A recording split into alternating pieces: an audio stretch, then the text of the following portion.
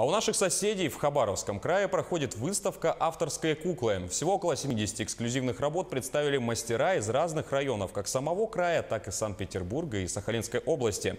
Среди представленных работ куклы, сделанные по традиционным мотивам народов России, и современные работы. Авторы говорят, что в каждую куклу они вкладывают частичку своей души. С подробностями Стас Михайлов. Мастер декоративно-прикладного искусства коренных народов Анна Попова по национальности ороч. При создании своих кукол использует мотивы нанайских сказок. Например, девочка Аяга была очень самовлюбленной и ленивой и не помогала по хозяйству родителям.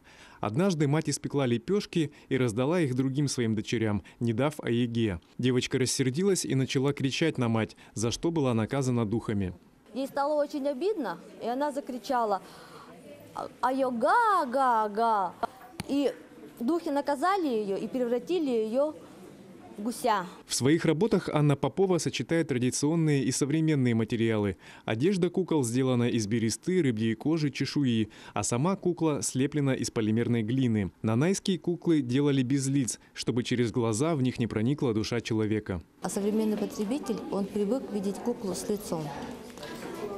И отсюда появилась эта вот идея и желание сделать именно, осовременить именно традиционную куклу.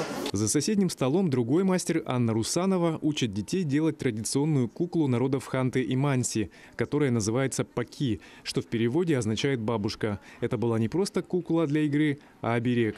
Ее и кормили, с ней советовались, ей что-то и рассказывали. И даже такие куклы обладали своим почетным местом за столом или в доме. Такая маленькая куколка, да, которая помещалась в карман, и в то же время это как душа своей бабушки.